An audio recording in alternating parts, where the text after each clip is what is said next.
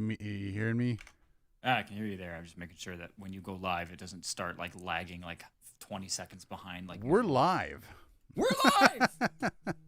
What were you saying about us going live? What was that? No, I was saying I have to mute the YouTube tab because if I don't, I'm gonna hear you and then I hear you 20 seconds later. Are you watching too, or are you? Well, it's the only way I can get the comments. Oh yeah, I guess so. Lazy. Bum. What's up, guys? Oh, Astas. Dan, right? Astas. It's Dan MiniFuse. I just got the 8 Pre today. You'll love the 8 Pre. 8 Pre's nice. I've got the MiniFuse or AudioFuse Studio, which I fell in love with. I've actually had companies, and I mentioned this in the MiniFuse video. I've actually had companies message me and say, "Hey, we'll give you an interface if you use it as your daily driver." And I'm like, why? If it can't outperform the AudioFuse Studio, there's no real point to it, right? Thing is, though, they don't really get any kind of promotional benefit from you using it. I mean, other than, I guess, the bragging rights to say that this YouTuber uses this as his daily driver. But I'll mention that this is my daily driver. I've mentioned the AudioFuse Studio constantly. Like, I mention it in my videos all the time. So there is that. And that is, I don't know what that's worth, but if it's, using one company's over another, and I don't use Arturia AudioFuse Studio because they gave me money or they gave me the unit. I bought it. Yeah, you're like, it's just a nice box.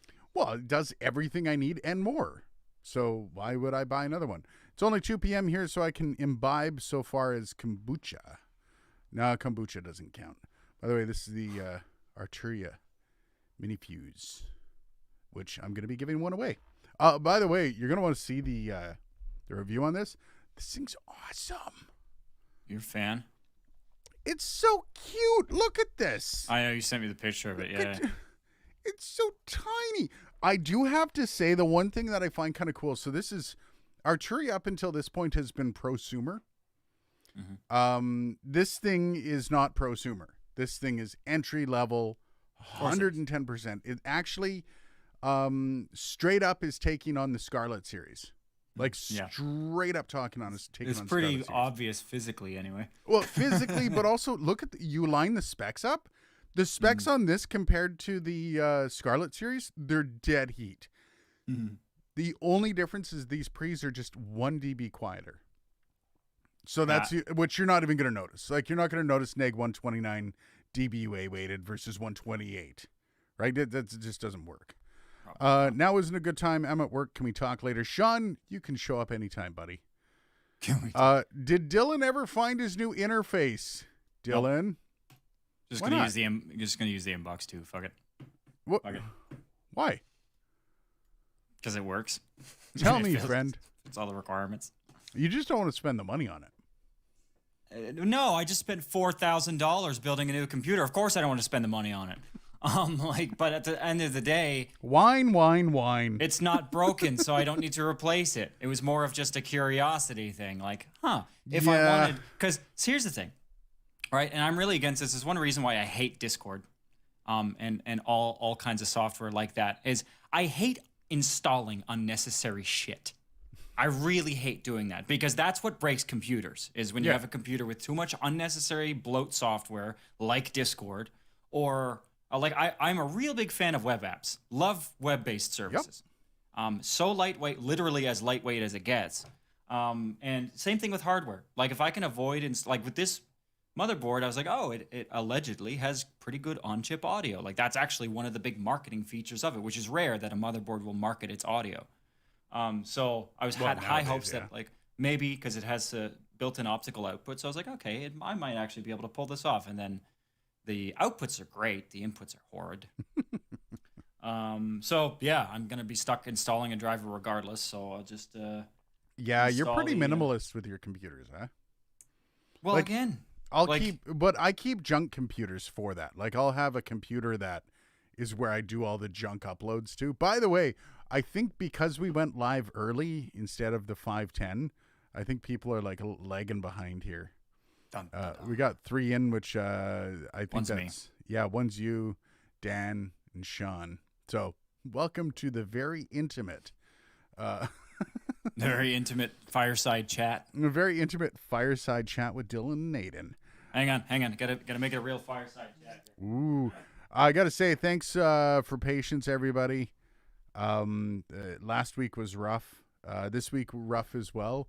Not only did we have a funeral last Friday, but we ended up having to put our cat down this morning. This has been a shitty month. October has this morning. sucked. Jesus. Yeah, so our cat, we found out our cat had a murmur, a substantial murmur. She was 17, but we found out she had a murmur, I think, about 2 months ago, and she just started acting super weird like 3-4 days ago. Like just sitting, staring at a wall, climbing in behind the toilet to sleep. And then one day I walked downstairs and I saw her sleeping in the cat litter, and I'm like, okay. And it turns out that she's not getting enough oxygen. She was going a little insane. So I felt kind of bad. So we added, kind of a downer. I'm ready for October to burn in a fire. Yep, hear you. Dan says, I've had multiple computers for years to keep shit separate. Yeah, I've got some burner computers kind of where, like this laptop's kind of a burner computer where I can just put anything on it I want.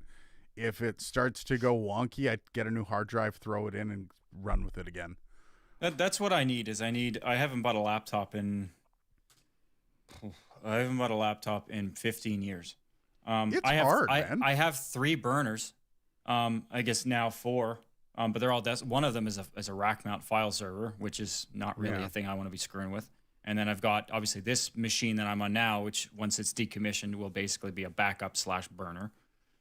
I don't know. It's interesting. The problem I have with laptops is they're basically a 2-year investment. You buy a laptop and that is your 2 years. You can guarantee you'll get good service out of it. Beyond that is all luck of the draw. You can buy a computer that dies on 2 years to the day, and you can't really complain because it moves so fast, especially laptop infrastructure. Like the CPUs are moving so fast. This one's got a GPU, which is beefy. It's 30. It's the 36. What is it? 3060. Wow, I always.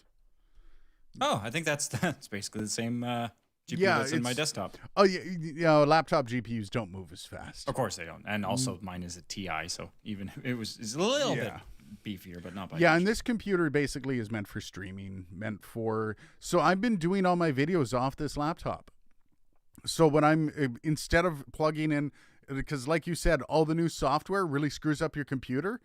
You want to see how bad my old computer was because of all the drivers for interfaces that was on it. Oh, God. Every time I would have to test an interface or a USB microphone, it would just get completely bogged down with all these audio drivers.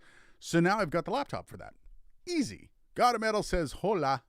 Hola. Hola, God of Metal. How's everyone doing? Even I've mucked around. Like just yesterday, I was looking for a piece of software to just a tiny little app to convert HEIC to JPEGs, because Apple's stupid and they have their own little image container and they're impossible to display in Windows or to do anything with, including Photoshop seems to hate them too.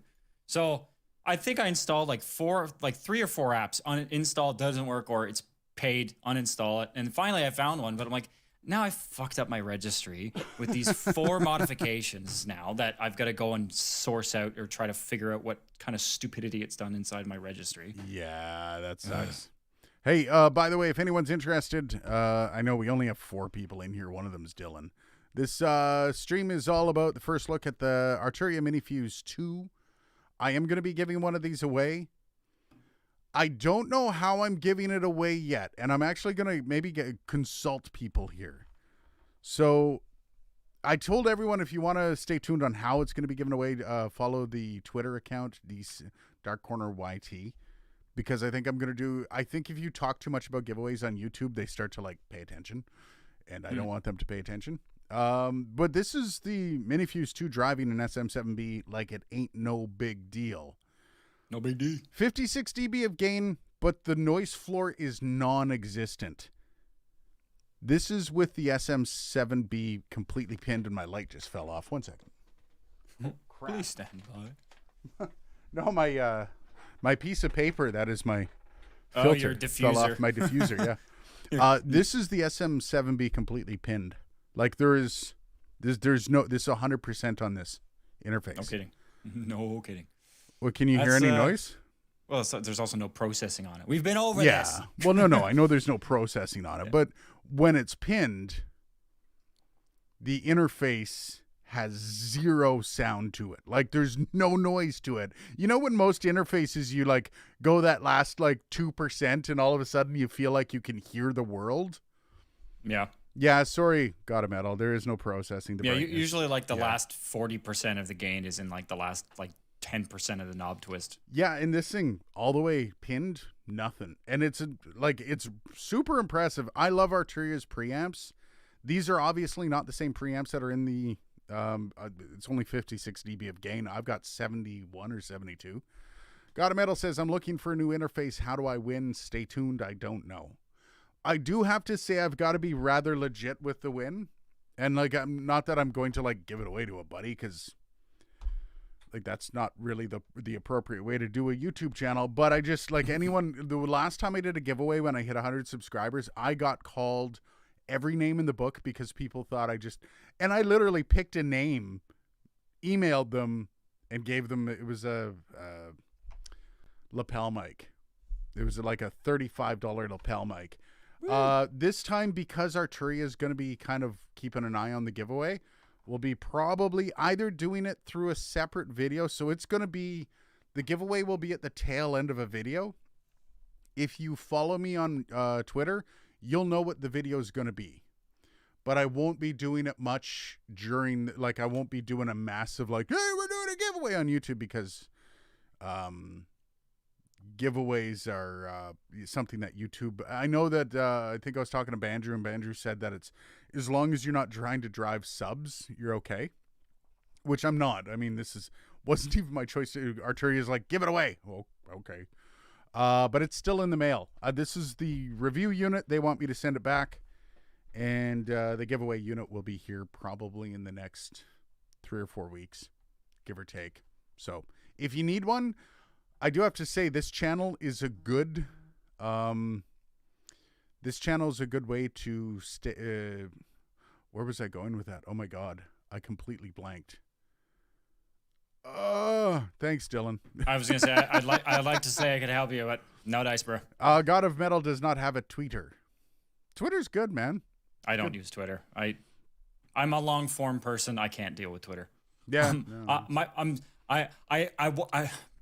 I'm not even going to explain it, because there's no way I can explain it that's not going to make me sound like a pretentious ass. So I'm just going to shut up.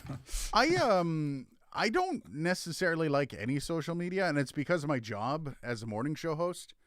Yeah, it's a necessity. It's a necessary evil at this point. Social media is a deeply flawed concept. But see, and the problem is because I feel tied to it. Anytime I feel like I'm tied to something and I need it, I don't want it.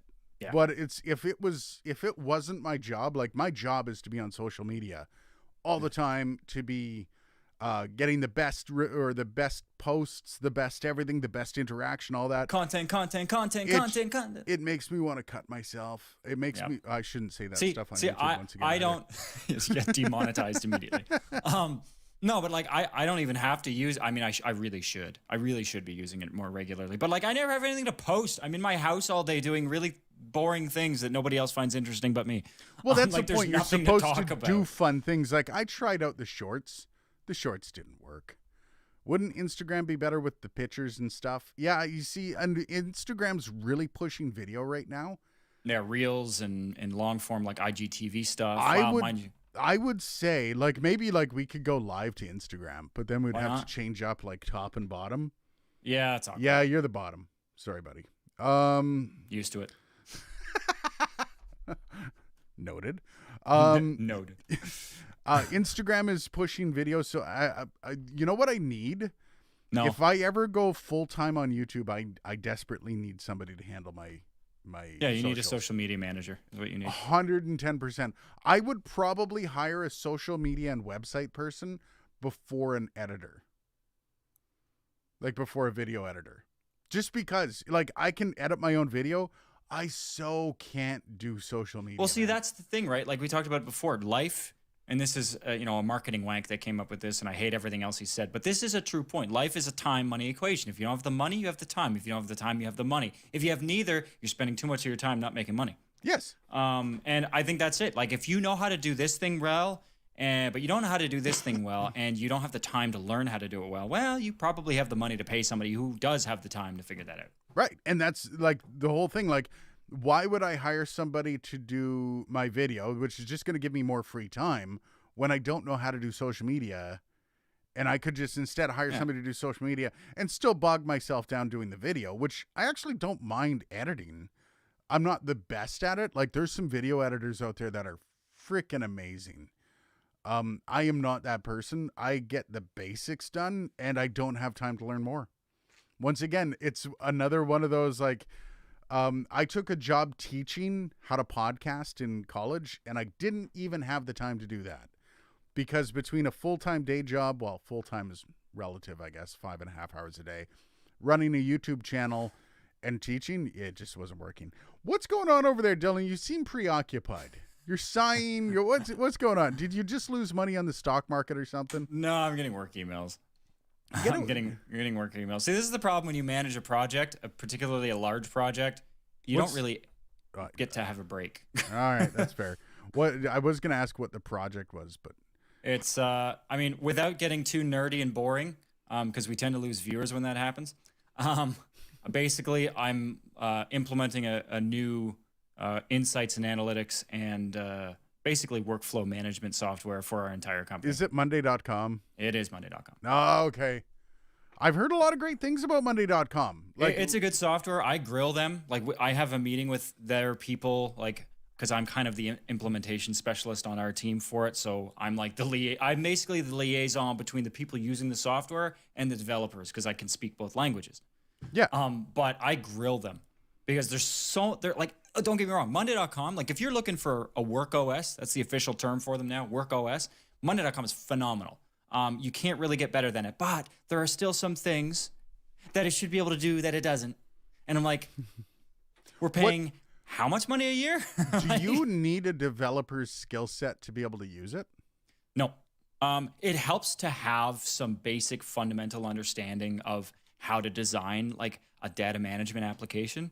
Like, more so not for the coding. Like, you don't need to know, like, particular, like, syntax. I mean, there are formula columns and shit like that. Oh. But it helps to understand, like, the basic, like, for example, most people when they're designing a system would design the table first, then the report. Yeah. That's backwards. You design the report first, then the table, so that you can get the insights out of the table to aggregate the report.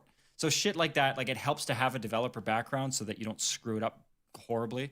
Yeah. But yeah. I look forward to the day when I actually have employees that I can actually get a table from Monday.com to correlate stuff for me. Yeah, to actually have people together. In our case, like, we got the contract signed, corporate arranged that. We got procurement, on like July, and we hit the ground running as of September. Like, we had 85 concurrent users every day in there, like 2 days of training and then off to the races. It's been a hell of a time. Probably at least 1,400 hours over the last 2 years. All right, I'm gonna say, man, we dropped out completely. Got a medal. I know.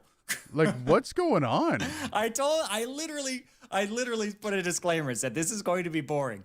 And look what happened. I told you. Well, no, we're back up to, we got 6 people in, but, like, there we go. I don't think it was that. I don't think anybody got the notification that we're actually on. Could be that. Oh, and you're I didn't get again. the notification. There we go. You got to have me in the foreground, bruh. Oh, I hate that. I hate that. And I get it. It's to, like, and it's probably some sort of Chrome OS thing that just tries to keep the memory going. If it's constipated, you could call it Crohn's OS. Got a medal. You're our only chatter today. It seems like Dan took the day off. I did get the notification, actually. Now that I look at my phone. Oh, I did actually get, yeah. Okay, good. For once. So people just don't care. I get it. Got a medal says hire somebody to hype up social media. God, I wish. You know what I want? I want the person that does. If anyone's not from Canada, look up the Ottawa Public Health Twitter account. Ottawa Public Health has a guy that has been endorsed by Ryan Reynolds.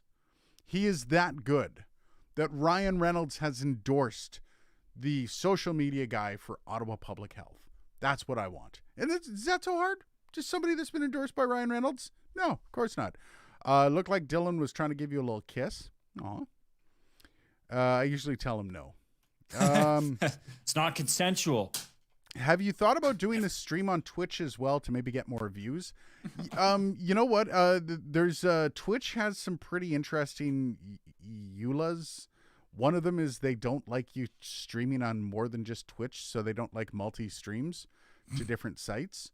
But I think I might actually start looking at streaming on Facebook and Ig. Yeah, well, Instagram might be good. Instagram doesn't go with the sideways content that well, man. It just doesn't. Like, unless there was a way to actually set it up so the person that's talking is the one on screen. Also, I gotta admit, my streaming skill is pretty low key. What do you mean by this? Have you been on any of these audio room things? These newfangled audio room things going around? No, because there's on Facebook. I've jumped on one like a few weeks ago. Like, this is different. Like, I'd seen it floating around, and I was like, I'll jump in one of these and see what's up. And they're pretty kind of low key and intimate, but yet they're intimate. But yet you look at the viewer count, and there's like 16,000 viewers on a given. Yeah, and you know what? And this is gonna sound super like snobby and shit. And I'm so sorry for this. And we'll get to the comments in a second. Working in audio, you get trained how to be eloquent, how to talk, and then you walk into one of these rooms, and I've been into a couple on Twitter, and you just got some idiot just blathering on and about on nothing. and on, and it's just like, yeah. The only one I went on was an actual musician, which are obviously they're audio inclined most of the time, or at least she was. The person she was interviewing was an idiot. Yeah. But, at least she knew how to talk into a microphone. And like, I've considered taking this and turning this into a podcast. So we would actually, we would just take the audio from this and throw it on a weekly podcast, like other places do. I'll consider it. There's a lot of things that, like, packaging of that stuff isn't just as simple as like take 10 minutes out of my day. There's a lot more that goes into the prep and podcasting. I wouldn't want to put out a subpar product. Us sitting and doing this is basically kind of a de-stressor for me at the end of the week. That's kind of where I'm at too. It's a chance to sit here, have some beers, argue with Bangs, and chat with people. Yeah, Bangs isn't even here. That's so weird. That's the only reason I felt obligated to say that, because otherwise that's going to spark something. Got a medal. I didn't get a notification. I saw the vid on the homepage. Damn. Yeah, it says. Well, I actually got both though. When I jumped on YouTube, I saw the premiere sitting there, and then my phone bugged me. Got a medal. I got a few Canadian buddies there, bud. They're very different. Canada. Everyone's got a few Canadian buddies. That's why, you stupid asshole. What? Oh, sorry. No, I've been like sitting here pondering this issue and like troubleshooting, and then suddenly, of course, it's user error. Of course, that's like what causes every single problem with everything is fucking user error. Got a medal. 66 Samus stream YouTube and Twitch at the same time. Yeah, some of the bigger channels do. I noticed they might be able to just circumvent that. Dylan, your camera tilted or the painting's hanging to one side? The camera's tilted. The camera's also like fisheye like hell, so that's probably brutal fisheye. And Aiden makes me move the freaking lens off to this side. Well, if you want to be on camera, that's the only reason. Well, can't you just in OBS? Can't you just shift that? I don't know how to do that. I would like that'll be my project for next week, is to figure out how the hell to do that.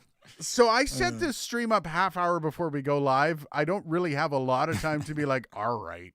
But you know what I'm planning on doing, so I do have a second channel. I think I've talked about this a few times coming out. I got a video editor for it.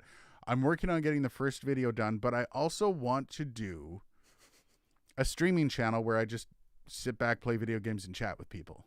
You say he gets a video editor, just says he goes on a massive rant about how he doesn't need to hire a video editor. No, I didn't hire him. He's a buddy of mine. And the new channel, basically the job is going to be you edit for me.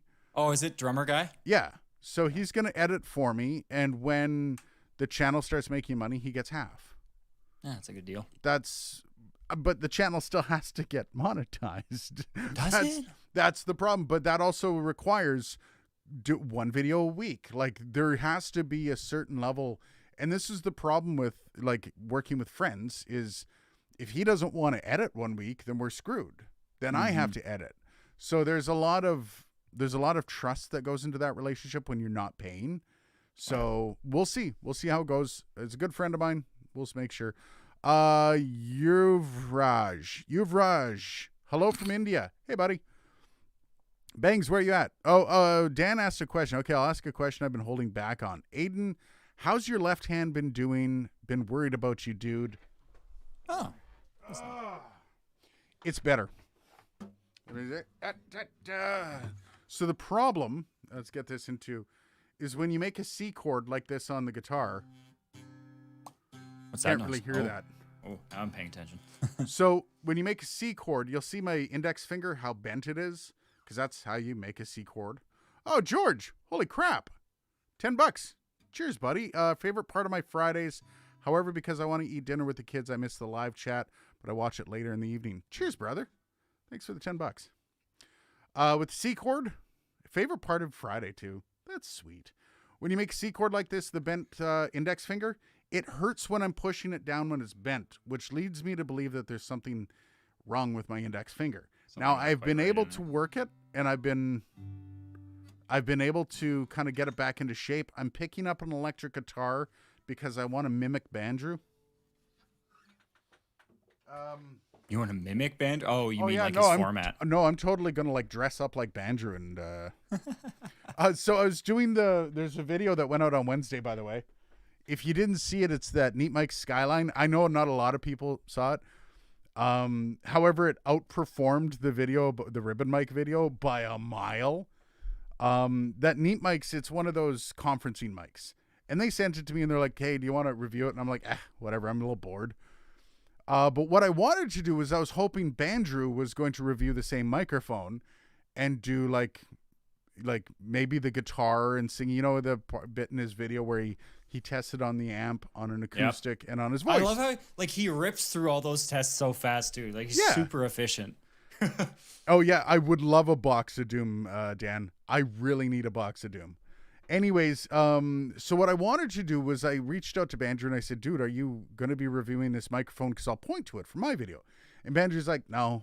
And that's fine, because Bandrew and I have much different time schedules. Like, I'm just starting out compared to Bandrew. Bandrew has a lot more work. He has 4 channels now.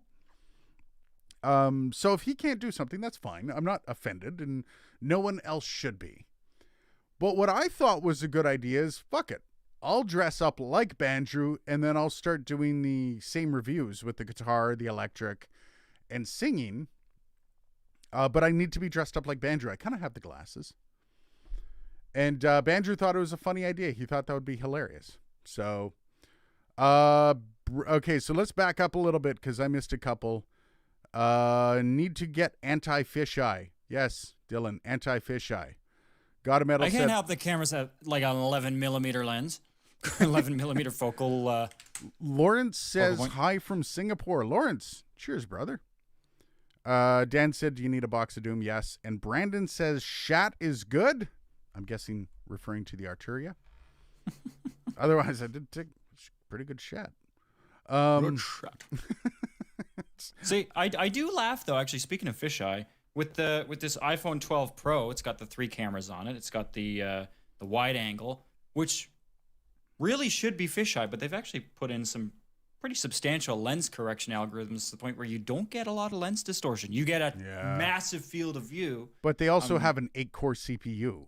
I mean, that's what's doing and it, right? like a neural engine and like a photo processing engine. Like the A14 Bionic chip is ridiculous. It's like the M1 Pro basically. Beastly. Just nuts. I'm on a wide angle. I'm on an 18 to 35. I'm naturally wide in the middle. So no need for fisheye with me. So where was I? Holy crap. I'm losing train of thought. This has been the worst month of, okay. So talking about Bandrew. So I am picking up an electric guitar. My finger does feel a little bit better. I can make a fist with it, which is something I wasn't able to do before. I've got to build up. So this arm has been injured before. When I used to drive truck, I ripped a tendon off my elbow, which I think is kind of some of the core issues that I'm having with it right now. And I'm just going to build it up. I'm going to start doing my exercise on electric. I am really out of practice with guitar. I used to be a very good guitar player. I used to be, well, okay, I'll put it this way. I was very competent. So on an electric, on an acoustic, I was very capable. I was more known for my songwriting skill than I was for my shredding skill, but I could also shred. Not metal, but I could play a decent note. Yeah. Or multiple in a row is usually what shredding entails. I'm probably getting a Les Paul. However, I have been talking with a distributor here in Canada, and they've got some Schecters. And I said, just send me a Schecter. If you can send me a Schecter, that'd be great. Haven't heard back. I would really like to get a Schecter. Just saying. My son, it's one of his favorite guitars. So just to be able to rub it in his face. That I got a Schecter before him. But Gibson Les Paul, I would love to get a PRS, Paul Reed Smith. Just the 24 fret. I love the Santana. There's so many for Paul Reed Smith. But those are kind of my go-to. I'm not really a Fender guy. No, I have two Fenders. I have my Strat, which has good sounds. I like the sounds I can get out of it. I hate how it plays. And then I've got my Deluxe Tele, which I love to death.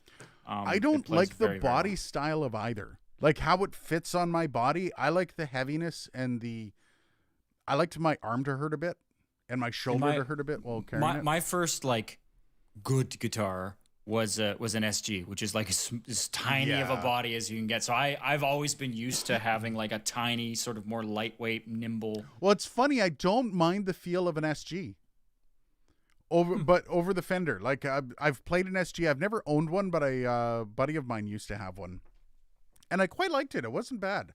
However, the Fender, I've just never been able to get used to. I find the combination of body and neck doesn't really appeal to me. Astas Dan says, I'm similarly out of practice on piano. Now I'm trying to learn a 280 key isomorphic keyboard. Good luck with that. Nice. Your keyboard cleaning video made me realize how much trouble I'm going to have cleaning this thing. Yeah. I'm not looking forward to that. Yeah, no, I've actually cleaned my keyboard a second time since that, by the way. So yeah, no, I've got a lot of plans. One of the things that I want to do with this channel is incorporating more music, incorporating more of that end of things. Got a deal kind of in place, we hope, to get a mid-side mic. So we can kind of go over some of that stuff, and recording guitar and some basic stuff. And that's where I want it, like the basics of recording guitar, the basics of recording audio outside of voice. And hopefully that works out. We're going to see over the next little while. I think like I was playing around with it actually last night, and I even got to the point where I actually started writing a script and everything. Like I was like into this idea when it hit me in the head, about like doing a video on my non-existent channel, talking about like stereo, and how it relates to like mixing and recording, and like why certain stereo techniques are actually better in certain situations. Like why does mid-side sound more realistic? Why does the stereo image of mid-side sound better and more realistic than XY?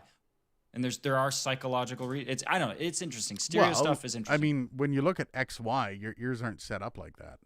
Well, it's even more deep than that. Your ears, your microphones of your head, right? They send information into your temporal lobe, into your auditory cortex, left, right. But your auditory cortex doesn't process the information like that. Your auditory cortex actually processes information in mid-side. Yep. Like when you hear a sound and your ears get the same sound on both sides, it sounds like it's coming from in the middle of you, but there's no ear in the middle of your head. So how does that work? Well, your brain hears mid-side. Well, it's the same way that your brain kind of like takes your nose out of your view. Yes. Yeah, it's the same shit. If you pay attention, you can see your nose, but if you're not paying attention, you never see your nose. Yeah, that's the one thing that I've learned, about the brain over the years is it is an amazing little magician. It does all these things without us even knowing that it does it. All these hacks that audio, video, smells, tastes, everything. God of Metal, I've got an acoustic Court and a cheap Faisley electric guitar. See, and I've got a 1974 Ibanez acoustic that I was just playing on there. Gorgeous guitar, gorgeous sound, horrible buzz. It's just so old. It's got some cracks in it. I wanted to get it worked on. I want to get it built up, but then I also want a brand new, because it's not easy to play either. It's not the most player efficient instrument out there. Playability is important. Sound is important too. I have both I have the best of both worlds. I've got the Taylor, which it's not, I'll be honest, it's not my favorite sound. Yeah. But it plays really good. And it does sound good. Obviously, it's fucking Taylor. But like, then I've got my $300 Washburn Cumberland Jumbo, which plays like shit but sounds amazing. Yeah. That song, Aiden, that I released way back when, Singing in the Rain, that was recorded on the Washburn. And to this day, people are like, man, that Taylor sounds good. I was like, nah, it wasn't the Taylor. That was that had guitar, a boom to it. That was a guitar that's like $6,400 cheaper than the Taylor. And that's the thing, like the one I want is the Martin, it's actually only a $1,500 Martin. You're looking at the D14 cheap. Or no, sorry, not Taylor, sorry, my bad, 213 CE, 214 CE. Yep. The 214 CE, which is about $1,500. It doesn't buzz. It's very playable. It's not the fullest sounding guitar that you'll find, but I also don't need the fullest sounding guitar I'm going to get. I need something that sounds nice. That's it. Yeah, well, you need a good guitar to something ideally that you can play is nice, but also you want something that is going to sound good because you're going to be like testing doing recording mics. Videos. Yeah. Yeah, and that's the thing, like when I'm doing audio, when I'm testing an acoustic guitar on a simple mic and you start buzzing on it, the first thing people ask is, well, is that the mic or is that the guitar? Like, what's distorting those frequencies? And it's not a distorted frequency, it's an actual buzz on a fret, but sometimes that doesn't quite come through. Liberty Dude, I have a problem with coming up with an idea and getting enough satisfaction telling someone about it. Then it doesn't need to be done. You have to do the be Bandrew, not talk about it. Well, here's the thing. Being Bandrew costs money because I don't have a guitar and amp right now. I got rid of my Gibson Les Paul and my Marshall Stack probably about 10 years ago because I left, I disbanded my band that we're in Toronto, and I shacked up with my now wife, and I wasn't not going to be in no band no more. We were moving into an apartment, and there just was no place for an electric guitar and a stack. In an apartment, yeah. Well, it also wasn't where my life was going at the time, right? And it was also one of those things where it was a luxury that I couldn't afford to have. I was not making a lot of money. I wasn't in a good place financially, not like I am now. And so I started selling my crap off when I was like 31. And now I'm in a place where I'm like, okay, but then at the same time, you don't become financially stable by going out and spending all your cash on something. So I have to slowly build it up over time. And it's going to be one of those things that is going to slowly build up over time. I do have to say, though, we're on the right course. We've got $12 a month coming in from memberships. It's not bad. $12 a month. I appreciate everybody. Now, I was also going to be doing some sort of how some people at the end of the video, they're like, and thank you to these people. Oh, yeah. Or especially Patreon people. They'll have a scrolling list of names. I'm not going to do Patreon because I'm not splitting up my clientele or my listenership or my viewership over another platform, because I'm not going to post videos in two places. I'm not going to be doing, I'm not going to be splitting up my viewership over two places. However, I think I'm going to try to start finding ways to say thank you to the people that are supporting the channel in different ways. I don't know what that is, but we'll figure something out. Midnight Wolf, hope your weekend is better than mine will be. I just put another animal down, Midnight Wolf. So, how you doing, buddy? Yeah, you're talking about it earlier, and I was like, you said, and I thought you were talking about a week ago. You know what? Yeah, it was today. I'm like, what? I think I'm freaking numb from it. Okay, so we put our dog down, I think it was 4 weeks ago, and dude was 13. He had cancer. It was really rough. Like, it was really rough. And then my wife's grandfather passed away, and that was super rough because dude was 98, but he was also like the center stone of the family. And like, he was driving 3 weeks until he died. Like dude was still driving at 98. And then all of a sudden, that was last weekend, we went to the funeral. And then this weekend, we're like, okay, everything's fine. We set up an appointment with the cat for this morning at 9. And they call us back and go, she needs to be put down. So it's like, oh, for fuck, come on. Like, give me one. I want one weekend where this shit isn't happening. I've never even sold many of my old CDs. I've got a hoard what of it. You know what? I wish I could hoard certain things. I just don't have the space for it. If I wanted to be hoardish, there's so many things I could hoard. But I've got a ukulele. I should start doing mic tests with the uke. A ukulele. I've got a Gresh ukulele.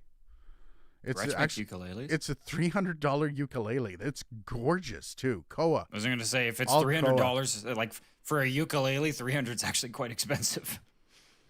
Before I post a comment on your neat toy mic abomination, you did a great job on it. Neat needs to be scolded. Why does Neat need to be scolded? It's actually not a bad mic. I was impressed. The differential between the Neat mic and the laptop mic was day and night. However, the mic was hot as balls. Because when I test something like a USB mic, I don't go through and like change all the settings. It's out of the box. Yeah. Because 99.9%. Because that's how most people are going to be using it like that. Yeah. Most people are going to tear it out. They're going to plug it in. They're just going to stomp it down. And they're just going to start screaming into the friggin' thing. And I know it's hot because most people are going to keep it 10 feet away from their mouth because they have no idea what they're doing. But come on. Hello, gents. Shipman Media. How you doing? Midnight Wolf. I'm getting screwed out of good paying DJ gigs all because I have to work Saturday. Oh, that sucks. That's balls. That does suck. Where do you DJ? What do you DJ? Are we talking like weddings, or are we talking like bar? Oh, or are you like rave? And here comes Brandy to the stage. Are you that guy? Because I would love to be that DJ. I would totally do that. Yeah, 100%. If there's any exotic dancers that are listening and they need a good DJ and somebody to like I can really sell that stuff. I actually did. I think one of the most interesting consulting projects that I did was actually designing and setting up the sound reinforcement system at one of these clubs. And it was a lot of fun actually, because people are all over the place. So like designing it on like a traditional stage, it was so different. It was so different, but I loved it. Dan, I stupidly pay for space as well, right? Liberty Dude, for the fun of it, you probably get a starter guitar kit like Neewer makes mic kits for like $60. Do I do that? Do I start with a starter guitar kit? Like get a $60 guitar and just no, because it'll probably play like shit and sound like shit. See, and that's the problem because the instrument itself needs to be good enough because it's not the instrument I'm testing, it's the mic. So I need to that's the fine balance that I have to find. The instrument needs to be like stable enough to be a benchmark though. That's the thing. That's just it. Holy crap. What the fuck? Liberty Dude. Cheers, brother. I just saw that come up and I'm like, for the comedy. If I had too much beer, am I misreading the decimal point? Like what's happening? Cheers, brother. Thank you. That's amazing. The Skyline isn't the usual kind of mic that we're used to seeing you review like the video though. Yeah, and you know what? I think it's one of those things that stay in your lane, man. Stay in your lane. Yeah, that guy can bite me. This is the interesting thing that the way I approach this channel. Like Bandrew's a good example. Bandrew split his content, so he does the reviews that he wants to do on Podcastage. More Zip Fizz. Oh crap! I still haven't gotten. No, because I went to a funeral. Thank you very much. Okay. So, damn it. You're drinking all of them in one night for us. Because I went to the mailbox and I'm like expecting it there, and I'm like, did I give him the wrong address or something? October has been the month of death for me. So you'll get your Zip Fizz. You've had like emotional trauma in October. I've just had work. Yeah. I think both of us, for completely unrelated reasons, need this month to be over. Oh, so bad. Yeah. So the way I approach the channel, Bandrew split it. So Bandrew has Podcastage and Podcastage 2, where he does this stuff that he doesn't think most of his main viewers want to watch. For me, I'm putting it all on one channel. Like, I'm keeping it within the realm. Like, when I introduce music stuff into this, I'm not going to split off into Dark Corner Studios music. I'm going to put this on this channel. If I want to be goofy with a mic like the Skyline, like I put the Skyline mic in my Isovox. Like that, when I get a microphone like that, I'm going to dick around with it. And that's kind of where I'm going with this channel, is I'm going to have fun. If I can have fun and be a little amusing, and I can maybe make people smile with a stupid review on the Skyline mic. Like, to be perfectly honest, I don't even know what I'm going to do with the bloody thing. It serves no purpose in a studio. We've talked about it before, though. Like, you know, you are serving up information, but people also have to remember this is entertainment. Yes, right? There's 100%. That video was entertaining. So when you clicked on the Skyline mic video, you knew that wasn't a video that you would buy for your studio. So you clicked on it hoping, well, at least maybe it'll be fun. And that's what I want to try to do, and hopefully I do get that done. A Bandrew bit comedy would be hilarious. I've tried to, and I recognize that Bandrew and I are on different kind of, like, he's well ahead of me of where I am, but I'm also this guy that's like constantly coming up with ideas. I'm like, dude, do you want to do this fun stuff? He's like, I echo God of Metal's question. All right, I'll get there. When will Super Cardioid Man make a return? You know what? Maybe I should make a Super Cardioid Man like concept video, like a recurring character. Yeah. So the content that I'm doing is supposed to be entertaining, and that's the point. So if you see a video like the Skyline, that is only there because I can find some way to put it in an entertaining light. I will never put out a video of, this is the neat Skyline microphone. This is what it sounds like when you talk into it. If I want that, I can just go read a white paper on it. Why am I watching a video? But that's and that's the thing. Like, so you never think, if I'm ever putting out a video about it, I'm trying to entertain you with it. Yeah, like, and also give you useful information that you can use to better your hobbies or careers. But also, the reason I put it out, there's going to be people on YouTube at some point that are going to look up the neat mics. Skyline, because they're doing some sort of presentation at work, and it's searchable. Yeah, exactly. So it'll bring in some views and it might pay some bills. The AR5, not so searchable. The AR5 video, oh my god, it died a death of 1,000 suns. I could have bet that. I could have guessed that would happen. And I tried to frame it in like, is a ribbon mic right for you? Or like guaranteed, if you'd done like a Roy or R10, it would have probably done a lot better. It's tough, man. The microphone crowd is picky. Of course. Yeah. And I don't mean like the viewers is like, but if they have no interest in a specific mic, like the neat mics, why are they going to watch it? That's why I try to add the entertainment. The high tech crowd is the same thing. Like, I mean, you know, we talked about this earlier this week on Facebook, but I respect the AMD Ryzen architecture, the Zen architecture. Yep. I don't give a fuck about Ryzen though, because I don't use it. So when I scroll past the Linus video and it's like Ryzen benchmarks for the new whatever 5000X, I'm like, don't care. Like, no, absolutely, don't care. It's the same thing. But there's also like, I watch a lot of Linus's videos that, like the networking stuff, I don't have any interest in networking. Oh yeah, when he goes like my home server, it's like I don't mind the home server. I don't mind the home studio setup. What I don't like is like, okay, this NAS, we finally got the NAS running. We finally got it done with this. We finally built a NAS with 1,000 terabytes. It's cool. But when it comes to like the rest of his stuff, I find there's entertainment in it, so I'll watch it. Honestly, I feel bad because I only watched the Intel video because I was hoping there would be some comedic ripping Intel apart. But I was actually pleasantly, like, I was surprised because it was actually a video, like, actually praising Intel for a change. And I was like, what? I watched this to watch people get shit on. Come on. So God of Metal, Super Cardioid Man will be making a return soon.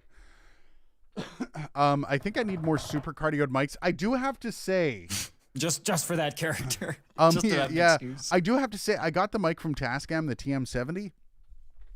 Super Cardioid Man was a little embarrassed to be a part of that video. So I don't know if, sorry to Tascam, but that is a horrendous mic. I should show you, Dylan, the inside of the mic. It's a microphone body that was meant for a condenser. And you can tell like they're mass produced in China somewhere. So you undo it like a condenser, but they filled that with styrofoam and just ran 2 wires through the styrofoam for a dynamic capsule in the head of the microphone. So it's a microphone. I'm trying to look if I have it over around here. So yeah, it's a dynamic microphone. No. And I have no bloody idea where it is. No. With this weird dynamic, and I'm like, stop. Yeah, you're making me constipated. Stop. And it's $100 US. You might as well get a newer, or I honestly at that for point $100 get an SM58 or that. Yeah, obviously. Like, holy fuck! And that's the thing. Like with microphones like this, people are like, why don't you compare it to all these other mics? Because if it can't beat an SM58, it's not going to beat anything else in the field. Well, I don't know. You know, it could give an AKG C12 a run for its money. You never know. Nothing AKG will it beat. Sorry. Okay, so but less of my grumping at Tascam. Okay, if you're not going to innovate with a microphone, stay out of the field. Yeah, well, that goes for a lot of the companies. Like, you know, you could say the same about M Audio with the mic that they coupled with that. Oh no, 110%. The same thing I said there. Why don't you guys partner with Shure? Shure has nothing in the game for any kind of interface. You know, I'm gonna use a line that you were given, but like, fucking stay in your lane. Yeah. And honestly, like, I had an idea that, like, I was thinking about it last week. Like, so here's the thing, right? Every company likes to market the fact that they're good at everything, right? Every company does that. It would be nice if there was like a website, like an online community / data set base that was literally like kind of like honest brands, basically. Like, okay, here's what this brand is actually good at. So if you're going to invest in this brand for like anything, like it could be cameras, it could be mics, it could be like a fridge for all, you know, but just like honesty about brands and the products that they make and what they're good at, because it's hard. It's hard. Like I struggle with it anytime I come across a new brand and I'm like, okay, they make interfaces, they make mics, they make speakers, they make headphones, they make software. What did they start what with? The fuck do they do? Like PreSonus, one of those companies. Yeah. Like, what do you do? Nothing, apparently. Nothing is what they do. Well, like, if you're Behringer, and this is why, like, I kind of give Behringer a break, because Behringer knows their crap. Yeah.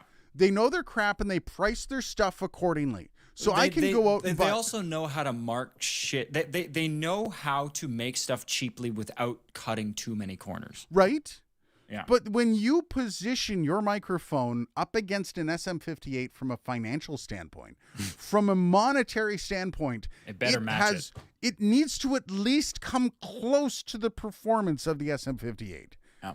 And if you're using a body that has been mass produced out of China, I'm guessing, especially since the body was mass produced as a condenser microphone body. Yeah. So like to Dan's point there about how, you know, Tascam actually used to be, like 25 years ago, a very respectable company. They actually made some very, back when they were in like the tape machine days, they were a great company, kind of like Mackie. Mackie back in the 90s, early 90s, late 80s, Mackie made some killer studio boards. Now, well, I'm not going to get into it, but not the best. But a lot of those companies have gone downhill. But the Tascam, the Mixcast 4 was fantastic for what it is. So they're trying to make a comeback, which is good. I think, free market economy. Here's the thing also. I talked to the rep at Tascam, because in the video for the Tascam, I said that it was Rodecaster that innovated. The Rodecaster Pro is what innovated podcast mixing. And he actually pointed out that they had the Rodecaster before Rode. So Tascam had released a podcast interface, but they named it something, a studio something, and it got zero market saturation. That's why the Mixcast 4 exists, because they basically took what they had, repackaged it like Rode, and sold it. And so basically that's where the Mixcast came from. The problem is, though, is if you're not going to innovate with a microphone, let's say you come out with the most ballinest Rodecaster Pro copy, if you're going to really shit alongside of it, that's only going to make people not want to buy that and just go buy a pod mic. No, and you also, like, from a marketing standpoint, you tarnish your brand, right? You Yes. screw up, you botch one thing horribly. No, like, look at Tascam again. They had years of screwing shit up, and now nobody trusts them. Like they're seen as a prosumer brand at best. They also sent me these headphones, Oh dear, which are also $100. Oh dear. The TH06s. I'll let you look these up. I didn't include the video because I'm being nice. Oh God. Yeah, again, $100. bad. Like, you're starting to encroach on like the SRH 240 series, which The 440 is $129. Yeah, so like at that point, like I'm not a huge fan of the 440s, but they're really good for the price point that they're at. Yeah, and if Tascam called up, like, look at Neat Mics. Let's say Tascam called up Neat Mics and said, okay, Neat, this is what we need. We want to get the podcasting mic that goes through this board. You guys make it. We'll package it up and we'll sell a bunch. Neat would probably go, cool, let's do it. Yeah. Or sure, hey, sure, can we package this with some SM48s? Because even the SM48 sounds better than this piece of crap. So, speaking of sure, how do you like the 840s? We never got a chance to talk about that after we got them. These are the 440s I've got on right now. I can tell. The 840s I like. Probably my favorite. I'm going to be getting the 940 soon though. Yeah. I have to now. I have to. You're like, you've gone down the train. You gotta. Yeah. Okay. Let's get caught up. I haven't touched comments in a few. Neither way. Gotta medal. You've got to do it your way, no matter what people say. It's your channel after all. Amen to that. And that's what I'm going to do. Like, I'm not going to bend to any pressure. I'm having before the pressure. If I'm not having fun, screw it. I'm not doing it. The Skyline mic was monolithic and kind of shapely. Kind of like me. I'm not very monolithic, though. I am shapely. Whoa, do I have curves. If Neat microphones came out 6 years ago, no problem, but it's time new USB microphones solve problems, not make them worse. We need mics off the desk closer to the mouth and designed with or for shock mount solution capabilities. 110%. Like 110%. Yeah, they're innovating in areas where nobody is asking for innovation in some respects. I think there's a lot of people that don't understand. Like, this microphone's attached to a desk. Can you hear that, Dylan? I can hear it in my headphones. Yep. It's very low. I'm not getting any kind of rattling or anything, but there's definitely like a low, like a 40 hertz. It's a boom. It's a boom arm attached to a desk that's attached to legs that's on the ground. I'm just tapping my fist on the table. See, now when you put a microphone directly onto the table, oh dear, that whole the whole cartridge or the whole capsule just like rings like a gong. Oh yeah, and the whole like inside cavity resonates with the the shock thud. It's great like, for. Midnight Wolf, I was reading comments and those that said you reviewed it wrong was funny. They didn't say how you could have done it better. And that's oh my God, we've hit on the gold mine. That's literally every negative YouTube comment ever. And I forget who it was. It was one of my regular viewers that said, dude, this is what they said, that I shouldn't do pop filter. I shouldn't do the plosive test because the plosive test should come out during the review. And that's fair. But the problem, and this is what I kind of reintroduced, and this is where the conversation goes. So instead of being a dick, he just said, yeah, that plosive, But the problem is, if I leave the plosives in for all the videos on a plosive mic, no one's going to watch it. Well, also, like, you're a trained broadcaster. Like, you know how to not pop peas. So, like, most of us that have been trained in that, you actually have to kind of go out of your way to specifically, like, pop the shit out of your peas. Yeah. And some microphones, if I do accidentally pop throughout a video, I take the pop out. And you know why? Because people don't want to hear poppy mics. No, it just diminishes the content quality, really. It does. And there's no reason for that. So that's why I do the pop test. When you put the microphone directly in front of yourself and go, it's good to sort of to segregate that test, because, if I'm trying to listen to your information, I'm getting distracted with... It's like, exactly. And I've left the pops in, and God help me, I still get at least 10 messages a day. I hear it popping all the time, man. So popping peas drive producers particularly batty. Yeah. So if you do have like a suggestion, or you think I'm not doing something right, feel free to come and talk to me and say, dude, what do you think of this? come with a solution. Don't just come with a complaint. Yeah, I always say that, like, on this project that I'm managing, I've got sort of people reporting up to me for this, and I always say, give me solutions, don't give me problems. Yeah, like, I don't want to hear problems. Literally, if you think, and I'm taking that plosive test thing to heart. I'm actually considering how I can integrate that differently into the video, because I know nobody wants to hear the plosive test. It sounds like shite. But at the same time, you kind of want to know how, like, this microphone, the Neat Mics, it was horrendous. Again, these tests aren't meant to be pleasant. They're meant to be honest. Yeah, and they're meant to inform, right? Yeah. Like, if somebody got this mic, as long as you're not spending like 10 minutes doing it's like 5 seconds, 10 seconds just to get it, because after a while it does get obnoxious. Yeah. All right. Dan, when you talked about mass-produced mic bodies, I pictured Bandrew tapping on it. I actually did tap on this microphone for the view of this, because I'm almost positive it's got resonance. I haven't listened to the audio yet, but it's also a dynamic mic, which should have less resonance than even though it's in the body of a condenser, weirdly enough. Was the Tascam mic body resonant? Yeah, we'll find out. I loved my old rack mount cassette deck from Tascam. Who didn't? I had a Tascam 4-track way back when, like, you had to put your tapes in. I had a double tape, so you could do basically reel to reel kind of stuff. I used to love Mackie too, but that was like 30 years ago. The 12 Effects 12V2 was a fantastic mixer.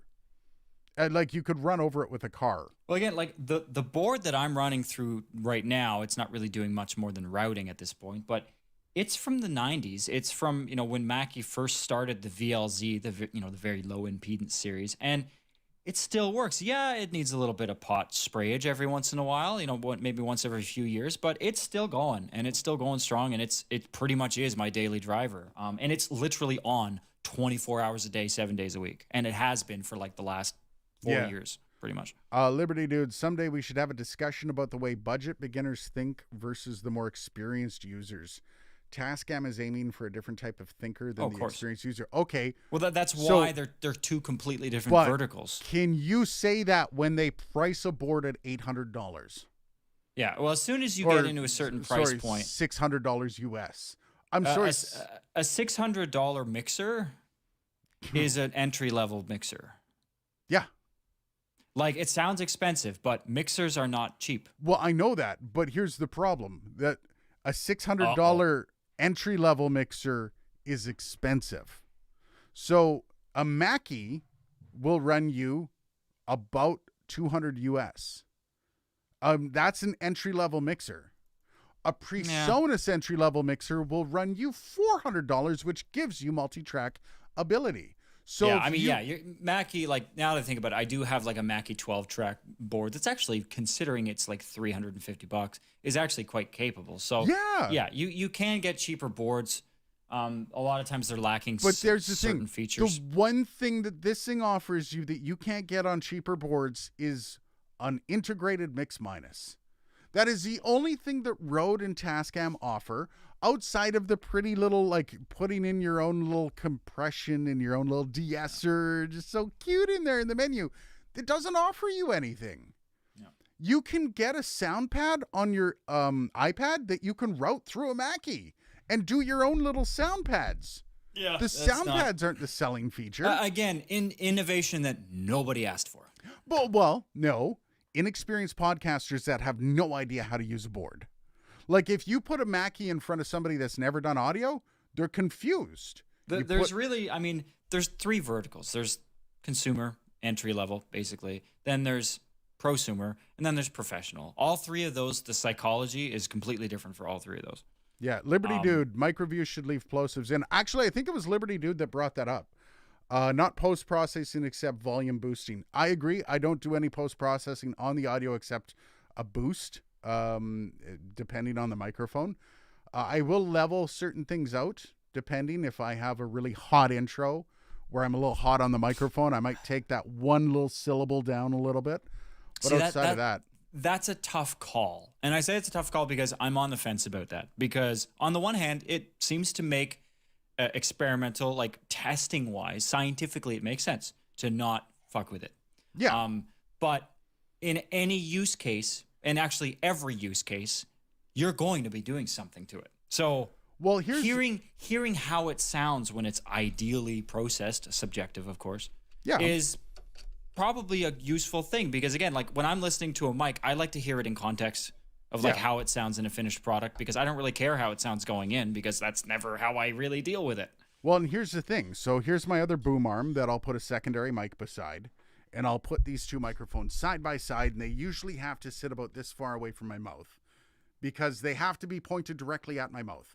This shit doesn't work where it's pointed just to the corner, because you lose some of the body and the essence when it's not directly on. Mm-hmm. So when you're testing a microphone and you're comparing them, you might actually have plosives because the microphone is pointed directly at your or at your face. And good mic skill for a radio tells you to do this. Just get the microphone right on the corner of your mouth, about 3 to 4 inches off. Yeah, you want to make sure that the airflow is clear of the capsule. Exactly. But the problem is when you're testing a microphone, you can't do that. You can't let the airflow go straight by the capsule. You either have to get a pop filter or you have to get it right in front of you and learn how to I've gotten better at it. My mic technique has gotten a lot better over the past year. Yeah, I mean, like mics like the SM7 are designed to be spoken into dead on. There are physical design I'm using this as an SM58 direct on. You're going to have plosives all over the place. Yeah. But you have to, if you want to get the full body of the voice into that microphone. Yeah. So you basically have to learn how to perform, really, if you want to use that mic as your daily kind of And driver. when I'm pushing out a video in less than 10 hours, it can be kind of tough. We need to know about the plosives. Yeah, got a medal. Are people complaining about the plosive test? Stop complaining, people. We need to know everything about the mic, including how plosives are. Bang says, this is Halloween. Everybody make a scene trick or treat till the neighbor's going to die frightful over town. Everybody screaming this town of Halloween. I think that's a quote from something. Bangs always likes to jump in to chat with like just some very enigmatic fucking thing. The ultimate randomness. That just keeps me thinking for like 2 hours after he posts it. Don, but you know what? Good evening, sir, to you. Sorry, good evening. I was gonna say, you know what you should do in your videos from mic reviews from now on to really piss people off? You should do a fricative test. I was going to do a lick test. Because honestly, it is important because certain mics can handle momentary bursts of air pressure change. Yeah. But cannot handle sustained bursts of air pressure change. With my sibilance, do you want to hear that? Okay, be honest, and I know it's bad enough that I have to actually. Oh, I've worked with your voice. Trust me, I know you're about your siblings. It's bad enough that I have to upload videos without a de-esser on. And when I did like the high LPR40, everyone's like, "No, it's a great mic. It sounds good on everybody." It basically took my S's and rammed them down my ear, like it was so bad. I thought that. I figured the U87 would do that too, because I know the U87 is it's really high around the 1K mark. Yeah. Or it's very and it's also high around like the 2-3K, like the presence area. Do you know where my sibilance is in the 4K? Mine's in the 4.5, I think. Yeah, my sibilance when I was pulling it down there when I was playing with the de-esser on the Tascam, it's right in the 4K. I nailed it and I was like, "Oh, there it is. Perfect." Let me see what the symmetric says. So yeah, like 4.6. 4.6. 4.6K. Good evening, Don. I haven't seen you before. Welcome to the stream. Thanks for coming, man. I appreciate it. Bangs Naughty Bit says, I knocked a Pro FX off a 6-foot shelf and it somersaulted over my iMac and hit the floor. Works fine. Yeah. You know what? The Mackies, they're built like tanks. You can run them over with a car and they're still like, so. Yeah. I mean, honestly, Behringer kind of tried to steal that mentality. Well, they stole it from Midas because it was Midas's thing. But the X32 is also built like a bloody Sherman. They're incredibly expensive mixer compared to like obviously, the Q series, right? Yeah, I mean, this VLZ, I've taken this on the road and I'll carry it with one arm. Like, I don't care. I'm not nervous about it. Don, I still like my Sony MDR 7506. You know what? I have a pair of those available to me. I don't mind them. The Sony's never blown me away though. They're basically the radio station They used to be really kind of the standard. They still kind of are. Like we have them at our station. Those are the ones that you put on. I don't mind them. It's just from a comfort level. I don't like that they don't wrap around my ear nicely. I hate that. Yeah, I find them. I like having my ear nestled nice and cozy. Yeah, I do find them a bit small for my gargantuan ears.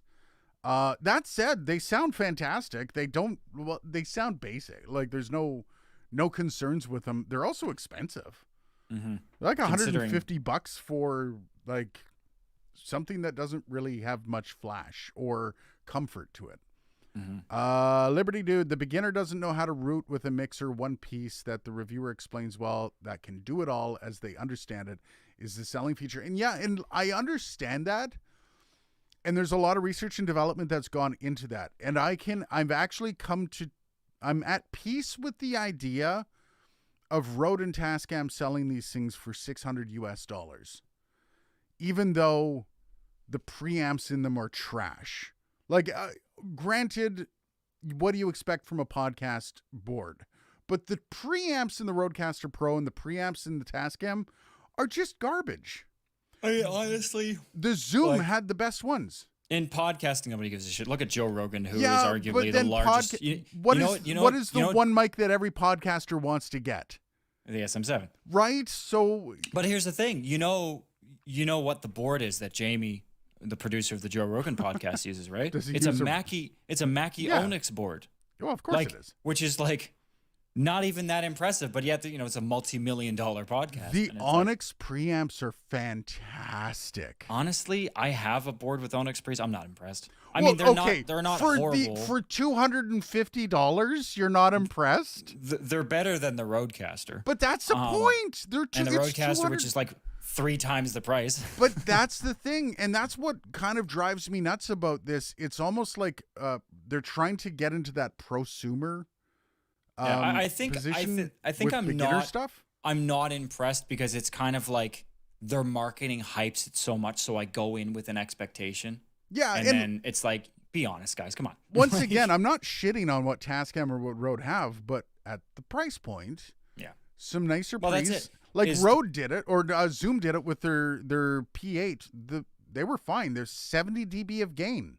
The price point is what indicates the vertical. The feature set doesn't indicate the vertical. So you have to make sure that your feature set matches the price point. Because if it doesn't, you're in a vertical where people are going to look at it and go, what the fuck? Like, what are you doing? So here's a great example, right? From like the professional leagues. API makes a channel strip. It's literally called the channel strip. And it's $3,500 for one channel. Jesus. Which even gives like Wheatstone a run for their money. Mind you, it's analog. It sounds great. The thing is, channel strips are a prosumer item. Channel strips, generally professionals, everything is outboard and everything is separate. They have separate outboard dedicated compressors and gates and EQs and tube processors. Invest in channel strips for a lot of reasons, but it's like, why are you trying to market channel strips to professionals? Oh, you complain about not moving many units. Your inventory's sitting there. Well, fuck, I wonder why. Right? All right. Let's catch up here. Bangs, did you see Rode Connect now supports yet another mic, the Rode Video Mic NTG? I would have to say Rode Connect is a better product than the Rodecaster Pro. Mm-hmm. It's a free product that you download, and you can put all those little things onto it, like the compression, the de-esser. You can do all that, and it's free. Mm-hmm. And it works with multiple microphones. Rode Video Mic NTG, another one. That's fantastic. And that's also innovation. They've innovated. They've created software that allows you, instead of Voicemeeter Banana, it allows you to put 4 USB mics onto one computer and just works.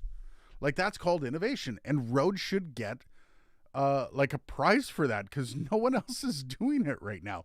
I did a video on a microphone, a USB gamer mic, the Rocket Torch. And my suggestion in that video was, guys, you need to have some sort of software to go along with it with different EQ profiles. And they're like, we never thought of that. You're releasing a microphone. Anyways. Ozone plugins were available for free again. Oh. Fucking Isotope. I've got Ozone already. Here's the thing, right? Ozone is a mastering plugin. It's catered for mastering. That's all it's useful for. Yeah. Well, no, people will fight me on Ozone, don't they?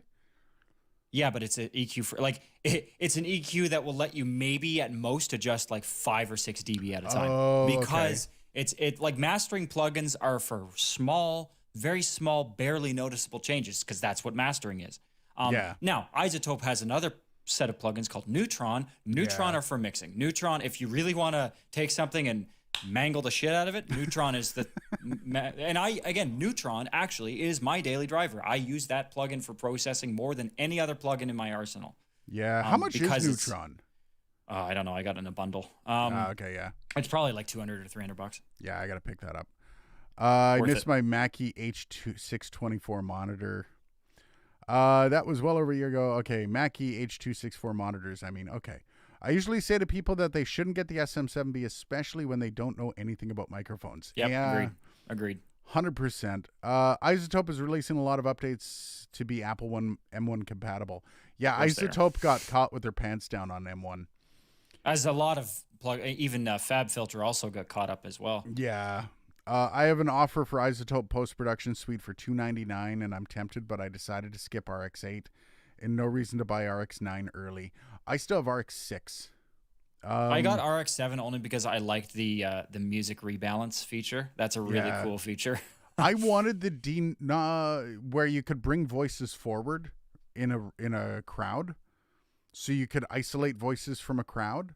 I liked that one. I forget what the feature was called. But I don't like I'm no longer run and gun with my audio. I used to do stuff for CBC where I'd go collect audio, and something like that would have been amazing. But do like streeters and shit. Yeah, I don't do streeters. Yeah, wow, Dylan started cutting out. You did. Just so you know. I can't hear myself, so I have no idea. The effects only work with the NT USB Mini. Yes, I heard that, but I also heard they're going to be opening that up to other microphones in the future.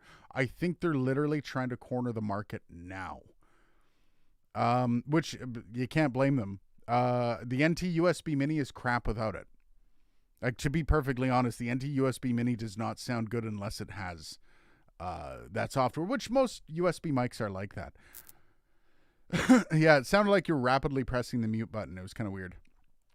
Don Sierra, the CD900 STs are nice too. Never got a hold of a pair. Okay, we're on headphones still. The Wireless Go 2 and the NTG do not have effects on Rode Connect.